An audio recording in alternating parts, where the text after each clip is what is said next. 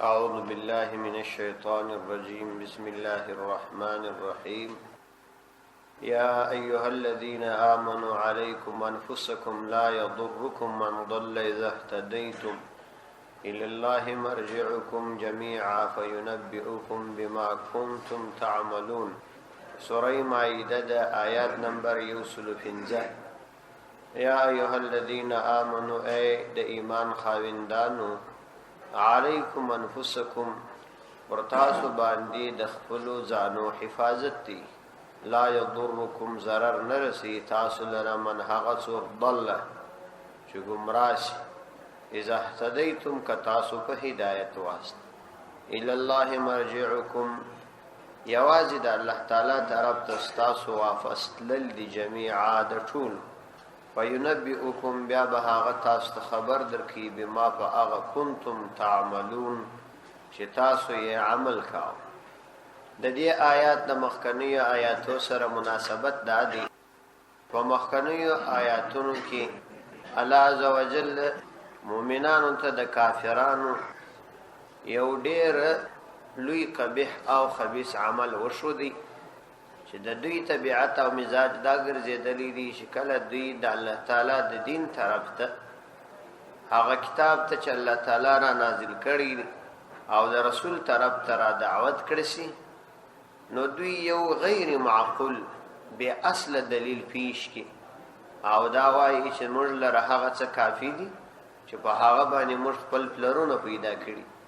اگر کده دوی دا پلرونه نه په هدایت باندې و او نه په علم باندې خبرو نو په دې باندې په مسلمانانو ته تکلیف رسیږي چې دا څه جاهل خلک دي چې د دومره واضح دلایل په مقابله کې هسي او خبري ته ولاړ. نو دې آیات کې الله تعالی مؤمنان ته تسلی ورکړي چې تاسو د دعوت ورسته کاوي تاسو خبره ونه منل تاسو ډیر غم مکو بلکې د ځان د اصلاح فکر وکړي او د ځان غم وخوري. یا ایها الذین آمنوا ای هغه کسانو چې تاسو ایمان راوړی دي اصلي کار تاسو دا دی چې تاسو پر ذمہ دی علیکم انفسکم پر تاسو باندې انفسکم خپل ځانونه دي د خپل ځانو فکر وکړي د ځان د اصلاح فکر وکړي. یعنی اصلي کار تاسو پر ذمہ همدا دی. باقی د نور د اصلاح متعلق خبره داده څونه چې تاسو د طرف څخه تاسو د قدرت مطابق تاسو د اصلاح کوشش کوای سي هغه نه اندازه کوشش کوي. قرآن سربېره کچا تاسو خبره نه منله نو بیا په هغه کې فکر مکوئ. لا یضرکم من ضل اذا اهتدیتم لا یضرکم تاوان نرسی تاسو لره من هغه څوک ضل چې گمراه شي. یعنی با وجود ستاسي د سعی او د اصلاح د مهنت سره سره هغه بیا خبره ونه مني گمراه شي دا تاسو ته ضرر نشي رسولای. اذا اهتدیتم کله چې تاسو په هدایت یاست یعنی که تاسو په هدایت واس کامله تقوا مو پر عملی کړو په قول او عمل کې مصداقت او د خدای سره مو عقیده جوړو او هغه شرعي ذمہ داری چې تاسو پر غاړه پرته ده چې نور ته به د حق دعوت کوي د بد بیا راګرځوي کله دغه امور باوجود تاسو خبره بیا چاو نه منل نو تاسو ته تاوان نه کی بلکې دا د هغوی تاوان. یعنی کله چې تاسو واجبات دین ادا کړه او همدارنګ مو د خپل ځان اصلاح هم وکړه او د نور د اصلاح کوشش مو هم وکړي نو بیا تاسو ته تاوان نه کی. حضرت ابو بکر صدیق رضی الله عنه په خطبه کې دا ویل چې اے د الله بندگانو تاسو دی په دغه آیات باندې په دوکه کې نه لويږي چې تاسو دی آیات ته وګوري بارنو دا فکر کوي چې ګوا کې د نور اصلاح زما ذمہ داری نه بلکې تاسو ذمہ داری دام د چې د نور اصلاح به هم کوي. چنانچه فرمایلی چې ما د پیغمبر علیه الصلاۃ والسلام څخه اوریدلی دي چې که په کوم قوم کې چا منکر عمل کوي او د قوم هغه خلق نه منع کول نه دي بدو کارو څه نو نږدې ده چې الله تعالی به په هغوی باندې عذاب راوړي. چونکه د پیغمبر علیه الصلاۃ والسلام څخه انتهایی ډیر احادیث د دعوت او د تبلیغ په ارتباط باندې یعنی د امر بالمعروف او نهی عن المنکر په ارتباط راغلي دي نو د دې آیات غرض دا دی چې کله تاسو په هدایت سواست بیا تاسو ته ضرر نه رسي. د هدایت معنا دا غده چې تاسو د خدای تعالی ټول احکام ومنل او کوم اصول چې شریعت درته ایښي و د هغو مطابق مرفتار وکړي. بیا که تاسو خبره شاوه نه منل نو پر تاسو باندې په هغه کې کوم ضرر نشته چې هغوی به تاسو ته ضرر ورسي. چنانچه عایشه رضی الله عنها وایي چې یوه ورځ پیغمبر علیه صلات وسلام کور ته راغلی او زه په پوه سومه چې پر مخ مبارک باندې د غم آثار سته. نو زه ورخطا سوم چې څه پیښه ده. نو پیغمبر علیه السلام د چا سره خبرې ونه کړې او دس یې تازه کړي او د کوره بیرته ووتې. چې کله د کوره بیرته ووتې نو زه د دروازې سره چسپه ودرېدم د پاره د دې چې پر منبر پیغمبر علیه السلام څه وایي او څه پیښه. پیغمبر علیه السلام چې منبر ته پورته سو نو وایي چې فحمد الله واثنى علیه، د الله تعالی حمد ووایه، الله تعالی ثنا بیان کړه او بیا یې وویل یا ایها الناس ای خلق مروا بالمعروف، پنیکو کارونو باندې امر کوي، وانهوا عن المنکر او خلق د بدو کارو را ګرځوي. یعنی دا کار کوي دا کار مپرېږدئ. تاسو پنیکو کارونو امر کوي د بدو کارو خلق را ګرځوي. قبل ان تدعوني فلا اجيب. او دا و فرمایل چې دا د الله تعالی امر دی او الله تعالی فرمایي چې دا کار کوي مخکې تر دې چې بیا زما څخه دعا غواړي او زه ستاسو دعا نه قبلوم. وتستنصروني فلا انصركم، او تاسو به زما څخه د خپلو دشمنانو په مقابله کې نصرت غواړي، نصرت به مو نه کوم. وتسألوني فلا اعطيكم، او زما څخه به بیا تاسو د یو شي غوښتنه کوئ زه به یې نه درکوم، زه به یې نه درکوم. نو بیا پیغمبر علیه السلام وفرمایل چې دا کلمات یې وویلې. عایشه رضی الله عنها وایي ثم نزل، بس د منبر راکښته سو، دا خبرې ورته وکړې. په یو بل حدیث مبارک کې فرمایي، دا حدیث چې ما مخکې درته نقل کړي دا ابن ماجه را نقل کړي. په یو بل حدیث کې پیغمبر علیه السلام فرمایي چې اذا عظمت امتی الدنیا، کله چې امت دنیا عظیمه وګڼل نو نزعت منها هیبت الاسلام. دنیا چې هر کله زما امت عظیمه وګڼله او دنیا یې د خپلو مشکلات حل وګڼي نو د اسلام هیبت او د اسلام عظمت به یې د زړه څه ووځي. بیا به اسلام وده ته هېڅ اهمیت نه لري. واذا ترك الامر بالمعروف والنهي عن المنکر، او که زما امت امر بالمعروف او نهي عن المنکر پرېښودل او دا کار یې نه کاوه، حرمت برکت الوحی، نو د برکت د وحو څخه به محروم سي. یعنی د وحو چې کم برکت دی، د قرآن احادیث چې کم برکت دی، د هغه څخه به محروم سي. بیا به هغه برکات چې الله تعالی د خپل کتاب او دین په خاطر دوی ته ورکول د هغه څخه به محروم سي. واذا تصابت سقطت عن عین الله، او کزما امت یو بل ته بد ویل سره شروع کړله او یو د بل بدیه بیانول، ورستنیو پر مخکنیو بد ویل، حاضرینو پر غایبینو باندې بد ویل، نو په دې وجه باندې به د الله تعالی د نظر رحمت څخه راولوي شي او د الله تعالی په دربار کې به هیڅ اهمیت نه لري. نو ابوبکر رضی الله عنه فرمایي د دې آیات په وجه په دوکه کې ځان ما اچوي، چې مطلب ادا نه دی د دې آیات چې بس د ځان غم کوه د نور غم مکوه. په موږ کې دا ډېره لویه غلطي ده چې د حق خبره چاته نسو کولی، حتی د خیرخواهي خبره هم چاته نسو کولی او د نور ټولو خبرو په ارتباط ورته ویلی شو. لیکن د حق خبره ډېره ګرانه ده چې کوي، نه پلار ته کوای سو، نه ورور ته کوای سو، نه کوروالا ته کوای سو او نه بل چاته کوای سو. نو باید دا په مومن کې دا صفات پراته وي چې بل چاته د حق دعوت ورکړي او هغه دین ته متوجي کې دا ستا ذمہ داری ده چې دا کار وکړي، ستا غاړې خلاصې دي کنه، نو دا مسؤلیت دی. الله تعالی د دې سوال درڅکي. الى الله مرجعكم، یوازې الله عز وجل لره مرجعكم، ستاسو ټول رجوع ده، جميعا ستاسو ټول د الله عز وجل طرف ته رجوع ده او تاسو به الله تعالی ته ورځئ. وينبئكم بیا خبر درکې تاسو ته الله عز وجل بما فاغ کنتم تعملون چې تاسو واس عمل مو کاوه. یعنی کله چې حق خبره تاسو ادا کړه نو د قیامت په ورځ باندې بس تاسو د حق او د هدایت په وجه تاسو ته ثواب درکې، او کچا د باطل طرفداري کړې و نو هغه ته الله تعالی عذاب ورکړي، ځکه دا الهي امر دی او تاسو الله تعالی ته ورزي. حدیث کې راځي پیغمبر علیه السلام فرمایي چې صحابه کرام ته و فرمایي چې اوس که تاسو د دین لسمه حصہ پرې شودل نو تاسو به هلاک شئ. ورسته به یو امت راځي که د دین په لسمه عمل وکړي نو هغه به نجات پیدا کړي. علما وايي د دې حدیث څخه یوازې د دعوت اړخ مراد دی، یعنی دعوت دا پر دین پیغمبر علیه السلام بللی دی، نور ته دعوت ورکول، حق ترا دعوت ول دا پر دین پیغمبر علیه السلام بللی. د دې معنا دا نه ده چې فرائض که صحابه کرام پوره کول او موږ پرې شودل نو موږ ته بیا معافي کیږي، نه، صرف د دعوت مسله ده. صحابه کرامو کې لسمه حصہ پرې شوی نو هغه ته سزا ورکول کی، لیکن زموږ د پاره کفل سمه عمل وکونو هم بنجات پیدا. نو د دې د پاره دا ضروری دی چې پیغمبر علیه السلام د خپل امت د پاره د دعوت خبره ډیره مهمه او لازمی بللې، او هر کله چې امت کې دعوت وي نو امت ته ترقی کی او هدایت پکې عامه. علماء د دې واجب شو مثال بیان کړي،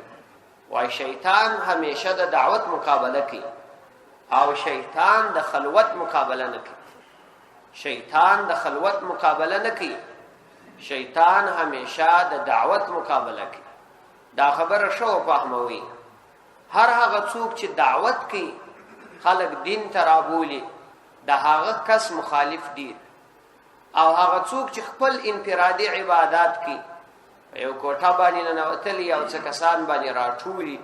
نو د هغه مخالفت خلق نه کوي، ځکه چې هغه خلوت دی او شیطان د خلوت په وجه باندې ډیر نه پریشان کیږي، ولی چې د هغه دعوت عام نه دی او خلکو ته فائدہ ډیر عام نه ده. نو د دې لپاره علما یو مثال بیانوي. حدیث کې راځي چې کله اذان شروع شي نو دا شیطان زغلی، ترمذی کې حدیث دی ولهو زرات، دا شیطان زغلی او بادونه پرې کیږي، هغه باد چې د هغه سره आवाज هم ملګری وای دا زغلی او دا باد جنې پرې کیږي، تر داسې اندازې زغلی چې د اذان आवाज الته نه رسیږي. وای کله چې د اذان ختم شي دی دوباره راشي، چې کله دا مؤمن پر مانځه ودرېږي بیا په زړه کې وسوسې ورځي. نو علما د دې وجه دي چې عجیب ده د اذان په وجه دومره زیات زغلی، او چې کله ته بیا المنځ کوي چې المنځ تر اذان افضل عمل دی الته بیا وسوسې در اچي د دې وجه شي. نو وجه دا شولې د علماو چې اذان دعوت دی، ځکه د اذان زغلی، اذان د الله تعالی د دین اعلان دی او المنځ خلوت دی. په خلوت کې ستاین انفرادي عمل دی، نور ته د کومه ګټه نه رسي، او په اذان کې ته نور ته ګټه رسي، نور دین خرابوي. نو د دعوت په وجه باندې شیطان پریشان دی او د خلوت په وجه شیطان چندانې نه پریشان کیږي. نو په دې خاطر باندې د دعوت کار ګران هم وي، نفس ته هم دا کار ګران چې دا باید زونه کم، او په دې کې زما خامي ده او کمی ده دا به نو څوک را سره ومني. نو دا ټولې کمزوري د منلو کار ستانه دي، ستا کار ویل دي. پس نیت باندې به هر مسلمان ته د حق دعوت ورکې او دین ته به راوړي. خلک د کفر د پاره زیات مهنت کوي، حتی په مرګونو کې، قتلونو کې، زخمونو او ټپونو کې د يهودو او نصاراو ځوانان او شذي د مسلمانانو په ملکونو کې په ډیرو جنگ زفلو علاقو کې کوشش کوي د خپل عیسویت او خپل يهودیت د نشرولو لپاره، او مسلمان په خپل کور کې د حق دعوت نشي چلاوي. دا ډیره بده خبره ده او ډیره لوی د کمزوري خبره. یو چا ماته وایي زه کینیا ته تللی وم، کینیا کې وایي ډېرې لوی لوی غوماشي دي، دومره دوی لوی غوماشي. وایي هغه خلک هم ټول تور خلک، تور پوستي خلک او ظاهري رنګونه هم د ښایسته نه دي. یو ځای مې سودا کوله، وایي یو څلور ځوانان وه او یو څلور ښځې وې او ډېر ښایسته سپین سپین خلک، دا ښځې هم ډېرې ښایسته وې. ول د یو چا سره پوښتنه وکړه چې دا دلته څوک دي دا خو د دې علاقې نه معلومي ول هغه راته ویل چې دا د فرانسې سره راغلي او دلته د خپل دعوت چلی دا د 2 کال کې دلته اوسېږي نو ول ما ډېر زیات وجړل المال دا د باطل دین د پاره د اوغه مستریح ځای څخه دغه د تکلیف ځای تراغلی دا دون لوی غماشي دام په ځان باندې وړي او د مرګ خطر مرته متوجه ده او بالکل ځوانان دي لیکن موږ د حق د دعوت لپاره نو عامل نو دا ډېره بده خبره ده چې په مؤمن کې دا صفات کم نو سړی د دعوت کار دا باید په کامله توګه باندې وکړي او چې څوک یې کوي دا غوي امداد او مرسته وکړي د دعوت او تبلیغ په جماعتونو کې وتل صرف د دې لپاره ضروری دي چې د انسان د دعوت طریقه زده شي او دا بالکل مبارکه او بهتره طریقه ده د انسانیت د هدایت ذریعہ د ټول دیوبند علماو تحقیق دادي چې په نړۍ کې نن عوامي سطح باندې دین څومره عام شوی او په نړۍ کې په عوامي سطح باندې چې خلک دین ته څونه دعوت شوی د دعوت او تبلیغ سلسله تر ټولو مخته ده او دا تحقیق دی د ټولو علماو په پاکستان کې د ټولو علماو تحقیق دادي د وفاق المدارس چې په مدارسو کې د هغو خلکو اولادونه چې د دعوت او تبلیغ سره ارتباط لري څومره ډیر دي د بل هیڅ اولادونه دونه ډیر نشته ځکه چې د دعوت کار دا دی چې تا په دعوت کې قدم کښېښودی ستا د دین سره شوق پیدا کېږي ته به فورا خپل زوی حافظ کوې عالم کوې به ډېر زیات واقعات په دې کې شته یا ایها الذین آمنوا شهادة بینکم اذا حضر احدکم الموت حين الوصية اثنان ذوا عدل منكم أو آخران من غيركم إن أنتم ضربتم في الأرض فأصابتكم مصيبة الموت د دې آیات شان نزول به بیان کو بیا به ورسته ترجمه وو د دې آیات شان نزول دادی چې یو کس چې بدیل ابن ورقان می دی دا مسلمان رضی الله عنه دا د 2 نور ملګرو سره یو تمیم داری نومې دی او یو عدی نومې دی دا دواړه ورسته مسلمانان سوي دي او په دغه وخت کې چې د ابودیل ابن برقاو سره ملګری وو نصرانیان دا 3 کسان ملګری سول د شام طرف ته په سفر باندې تلل پر لارې باندې د ابودیل ابن ورقا دا مریض نو د سره خپل تجارتی سامان هم وو نو راولاړ سو د خپل ټول سامان یو فهرست ولیکي ټول سامان په یو فهرست کې ولیکي چې ما سره دا شان را سره دي دا فهرست یو واخستي په یو بل شي کې پټ کی او دا خپل 2 ملګرو ته وصیت وکي چې هر کله کزه وفات شوم د غزما ټول سامان زما ورسو ته ورسو نو هغه ورته سمد د مریضي سخت سول او حالت وفات دغه 2 ملګرو یې چې تمیم داری او عدیو دوی د سامان مدینه منورې ته د ورسو تراو ورسو ته چې راوړي ورسو چې مال سره راوښي په هرست پیدا کی په هرست کې وکتل یو د سپینو زرو جام دی یا د سپینو زرو پیاله ده چې د سرو زرو کار مربانی سوی دی دا یې په دې سامان کې پیدا نکړ او په دې فهرست کې لیکلی نو دغه کسان راولاړ سول دا ورثه پر دغه 2 کسانو چې وصیت ورته سوی وو پر دې وصیت کوونکو باندې د نبی عليه الصلاه والسلام په حضور کې دعوه وکړه نو په دې صورت کې ورثه چې دی هغه مدعیان دي او دغه وصیان چې دا وصیت ورته سوی دي دا اوصیا دا مدعا علیهما یعنی پر دې دواړو دعوه سوی نو قانون شرعي قانون دادی چې هر کله هر څوک دعوه وکي شاهدان باغ پیشي او کچیر مدعی په دعوه کې شاهدان پیش نکړه بیا به مدعا علیه پر هغه چا چې دعوه کړل سوی هغه به بیا قسم نو کله مدعی شاهدان پیش کړل دعوه وګټل او کچیر مدعا علیه د شاهدانو په نه حضور کې قسم واختی دعوه وګټل او که د قسم انکار وکي دعوه باید نو کله چې دوی دعوه وکړه پر دغه 2 کسانو باندې پر د تمیم داری او پر د عدی باندې پیغمبر علی السلام هغه ورسو تو ویل چې تاسو شاهدان پیش کړئ چې دغه پیاله دوی اخسته نو اول شاهدان خو موږ نه لرو دا په فهرست کې لیکلي دي موږ دغه په وجه دعوه ور باندې نو پیغمبر علیه السلام و دي نور دوته ویل تاسو قسم واخلئ هغوی دواړو قسم واخیست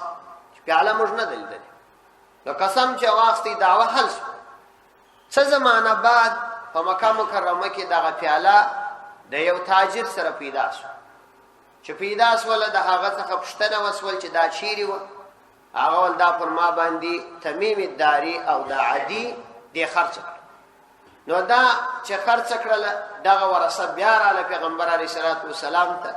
ویې ویله چې دغه پیاله موږ د فلاني تاجر سره ولید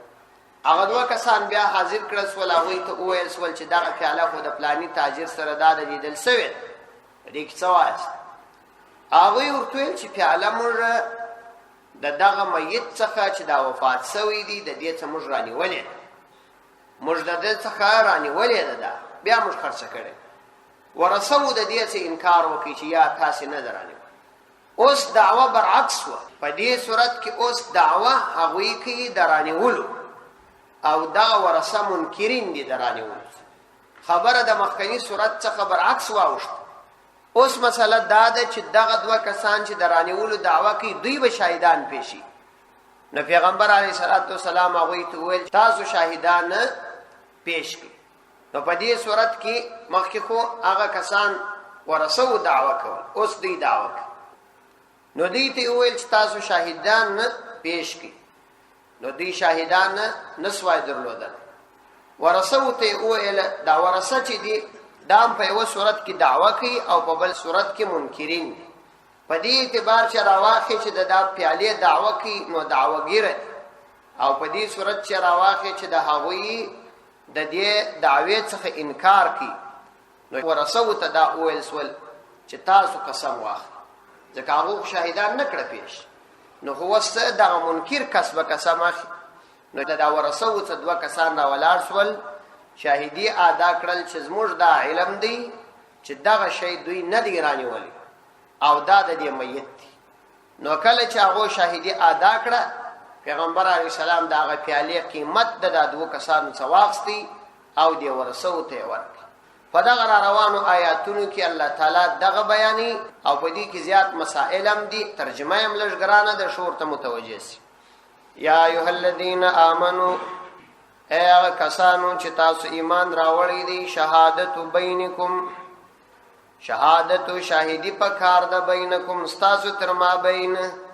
اذا حضر احدکم الموت کله چې حاضر سي یو ستاسو څخه او یو ته الموت مرګ یعنی یو ته ستاسو څخه مرګ حاضر سي حين الوصیت په وخت کې د وصیت اثنان دو کسان بنسي د شاهدی د فار زوا عدل منکم چاغه خاوندان د عدل و منکم استاسو څخه یعنی مسلمانان او آخران یا نور دوی من غیرکم غیر استاسو څخه ان انتم کله چې تاسو یا ضربتم سفر کوي فی الارض پمزکه کې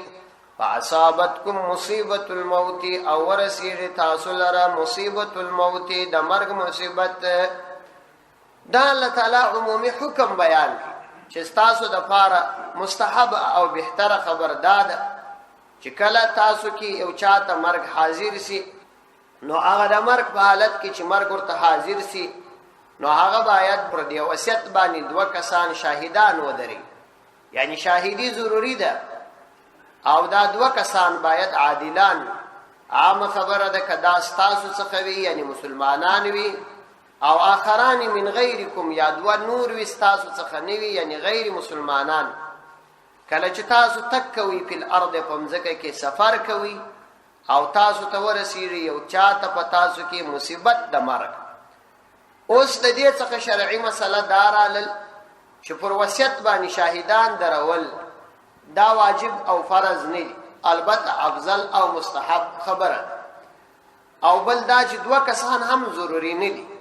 بلکې یو کس هم درولای شي لیکن افضل دا چې دوه وي او دا هم ضروری نه ده چې خامخا به عادل وي غیر عادل کسان هم دروای شي افضل دا چې عادل وي او چې کله ته په سفر کې نو هم دغه شاهدان درول افضل دي او که په سفر کې نه نو هم دا شاهدان درول افضل دا ټول د فضیلت مسله او بل دا خبر رااله چې مصیبت د مرګ دا معلومه سول چې مصیبت عام دي، هر هغه پریشانی ته چې مؤمن ته ورسیږي نو دا مصیبت دي. البته مصیبت فرق لري، یو د مرګ مصیبت دی، بل د مال، بل د اولاد، هر شی جلا ځان ته فرق لري. او حدیث کې راځي پیغمبر علیه السلام فرمایي د مؤمن عجیب شان دی، د مؤمن عجیب شان دی. وای کدا مؤمن ته تکلیف ورسیږي نو دی الله تعالی ته صبر وکي هم ثواب حاصل، او کدا ته خوشحالي ورسیږي نو د الله تعالی شکر ادا کی هم ثواب حاصل. او د دې مؤمن مثال په دنیا کې داسې دی لکه یو ټکر چې په یو درخت زړیږي، یعنی مصائب او پریشانی د رکبات چې ودی ټکر ته حرکت ورکی، دا پریشانی او مصائب د مؤمن ته داسې په دنیا کې حرکات ورکی، یو طرف او بل طرف ته کی. یا ایها الذین آمنو، ایا کسانو آمنو چې تاسو ایمان راوړی دي، نو خپل منځي معاملات داسې کوي چې شهادت بینکم، تاسو تر مابین گواهی پکار ده. اذا حضر کله چې حاضر سي احدکم یوستاسو ته الموت مرګ، حین الوصیه شاهدی کله پکار ده په وخت کې د وصیت. څوک بوي دا شاهدان؟ اسنان، دو کسان بوي. څنګه خلق بوي؟ زوا عدل، خاوندان د عدل بوي. منکم کستازو څخه وي مسلمانان وي، او آخران یا نور وي من غیرکم، غیر استازو څخه یعنی غیر مسلمانان وي. ان انتم کشیر تاسو ضربتم سفر کوي فی الارض فمزکه کی، یعنی چې کله تاسو فمزکه کې سفر کوي دا قید احترازی نه دی، مطلب دا که پکور کې واس هم بدا کار کوي. فی الارض فمزکه کی فاصابتکم او ورسیدی او استاسو ته مصیبت الموت، مصیبت د مرګ.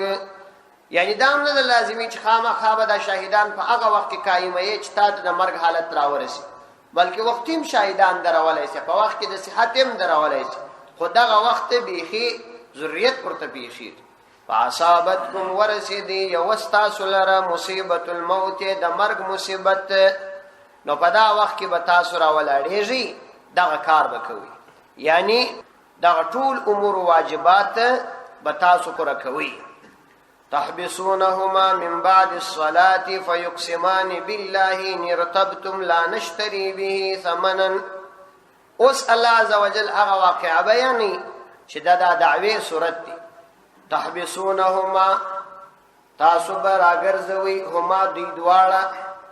من بعد الصلاة ورسته تر لمانځه، فيقسمان دوی دواړه به قسم اخلي بالله فالله عز وجل باندې، ان ارتبتم کچیری تاسو لره شکو، قسم به داسې اخی چې وایي بلا نشتری به ثمنا، چې موږ نه اخلو به په دا قسم سره ثمنا قیمت، ولو کان ذا قربا، اگر چې قریبان وي، ولا نکتم شهادت الله، او نه پټو گواهی د الله تعالی، انا اذا لمن الآثمین، انا یقینا موږ اذن په دغه وخت کې لمن الآثمین، د ګناهګارانو سيو. یعنی په دې صورت کې چې کله تاسو په دې دعوه وکړي، قاضي به دغه دواړه کسان راغواړي او دوی به د لمانځه څخه وروسته درېږي، او بیا به دوی دواړه قسم اخلي، او په دې قسم کې به دا وایي چې په دې قسم اخیستلو کې زما پیسې اخیستل نه دي غرض، ولو کدا قسم زه د خپل قریب په ګټه باندې اخلم، یعنی هیڅ کله دا کار نه کوم، او یا د خپل قریب په تاوان باندې اخلم، او کوم څه چې الله تعالی ماته ویلي دی هغه به نه پټوم، ځکه په دا وخت کې زه د ظالمانو څخه ګرځم، نو دا به د ځان سره لحاظي. نو تحبسونهما، تاسو به دوی دواړه راګرځوي، یعنی حاکمانو ته اسلامي حکومت ته دا امر چې اے حاکمانو تاسو به دوی دواړه راګرځوي. مطلب دا دی چې کچا پر چا دعوه وکړله نو دا مدعی به اسلامي حکومت باندې کوي. دغه آیات څخه امام ابو حنیفه رحمه الله استدلال کوي چې کچا پر چا باندې دعوه وکړله او د دعوی تر ثبوت تر وخت پورې اسلامي حکومت ته د اجازه ستا چې هغه باندې کوي. تحبسونهما، تاسو باغوی دوارا ګرځوي، من بعد الصلاه، ورسته تر لمانځه را ورسته راګرځول نه دی لازمي، فقط دا د قسم د شدت په خاطر باندې کله کله قاضي ته شریعت د دې اجازه ورکړي چې دا قسم دی سخت کې په مکان یا په زمان سره یا په داسې وخت کې قسم باندې واخی چې هغه وخت ډیر مبارک وخت وي لکه د مازګر وخت، نو دا زمانه ده. او یا په داسې مبارک ځای کې لکه پر منبر باندې په محراب کې قسم جنې واخی چې دې قسم کې سختی راشي، نو دا لازمی نه ده، بلکې قاضي به خپل مصلحت ته ګوري. که دا سړی داسې بے پروا سړی و د قسمو یې چندانې خیال نه ساتي، پر هغه به په قسم کې څه شدت کوي په مبارک ځای او مبارک وخت کې بیا په اخر تحبسونهما من بعد الصلاة ورسته تر لمانځه، یعنی د مازګر د لمانځه ورسته مثلا، ځکه چې عظمت مکان او عظمت زمان دا لازمی دي. ويقسمان بالله نو دی دواړه به قسمونه اخی په الله تعالی باندې، یعنی ورسته در دې چې ته شاهدان تا د مدعی ته طلب کړل او شاهدان مدعی پیش نه کړل، نو بیا به په یقسمان بالله دواړه په الله تعالی قسم اخلي. څه وخت ان ارتبتم کستاسو پر دی باندې شکو، یعنی دعوه مور باندې کړي وا، مثلا د کدل ته چې د ورثاو پر دی باندې شک دی دعوه ور باندې کړي، لا نشتری نو دی به دعوای چې موږ نه اخلو به په دا قسم سره سمنن قیمت ولو کان ذا قربا اگر چې هغه قریبان وي، ولا نکتم شهادت الله او نپټو شهادت الله گواهی د الله تعالی، یعنی موږ د الله تعالی سره دا وعده کړی د دامي میثاق کړی دی د الله تعالی احکام پوره کوو، نو د الله تعالی د احکام پټېدل بنکو. ان اذل من الاثمين ځکه که موږ دا کار وکړو چې قسم د پیسو په مقابله کې واخلو او یا شاهدی د الله تعالی پټکو او یا د قریب د مصلحت په خاطر حق پټ کو، نو په دې صورت کې به موږ بیا ګناهګار. ان اذل من الاثمين نو یقینا موږ به اذن په دغه وخت کې لمن الاثمين د ګناهګارانو څخه. نو دا تغلیظ قولی دی، یعنی دا خبرې به دوی ځکه کوي چې په دې قول کې ټینګار راشي، کدا ونه کې اسی قسم واخی هم پروا نه لري، خو قاضي به ګوري کچېری هغه داسې بیا پروا و، نو دا خبرې به پکې خو مقصود نه دي، بلکې نفس قسم اخستل بس کفایت کوي. صدق الله.